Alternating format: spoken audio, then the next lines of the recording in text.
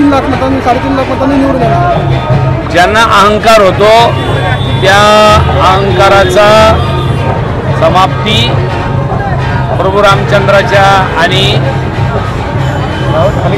अजून कोण होते श्रीलंकेचे रावणाच्या याच्यामध्ये लढाई झालेली आहे। ज्याला अहंकार होतो तो नक्कीच हारतो।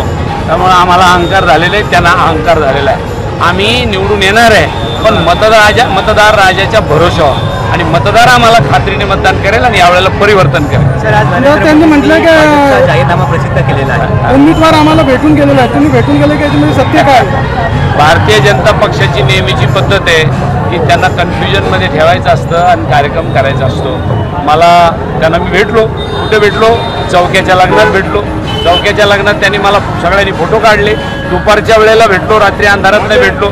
एका आमच्या मित्राच्या मुलीच्या लग्नाला गेलो, त्यांनी खाली उतरले स्टेजवरून मला सांगितलं कल्याणराव तुमच्याकरता आता मी स्टेजवर गाडी जागा खाली करून दिली। मला तुम्ही खाली केल्यावरच मला मिळणार, तुम्ही काळजी करू नका।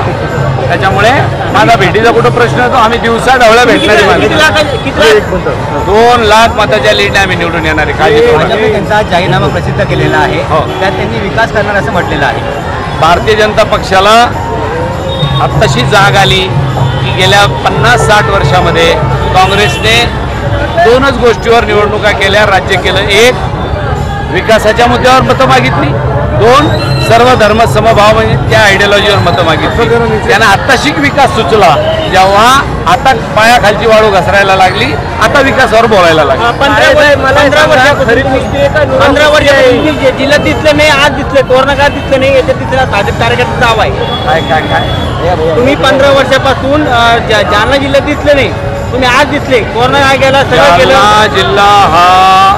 जालना जिल्हा लोकसभा मतदारसंघामध्ये माझा फुलंब्री विधानसभा मतदारसंघ सुद्धा आहे आणि फुलंब्री विधानसभा मतदारसंघ हा जालन्याचा अविभाज्य भाग आहे। त्याच्यामुळं इथं कैलास शेठ काम करू लागले, फुलंब्रीत मी करू लागलो, असं प्रत्येक विधानसभा मतदारसंघात आमची संघटना आमची टीम काम करते। सगळ्या ठिकाणी 24 तास राहता येत नसतं। ज्या वेळेला मी पराभूत झालो स्वाभाविकच आहे की मी फुलंब्री विधानसभा लढलो। त्याच्यामुळे असा दावा करणं म्हणजे त्यांना कळलं की कल्याण, हे बघा गोड बोरीला गोड आंब्यालाच लोक दगड मारतात, आंबटला मारतात का?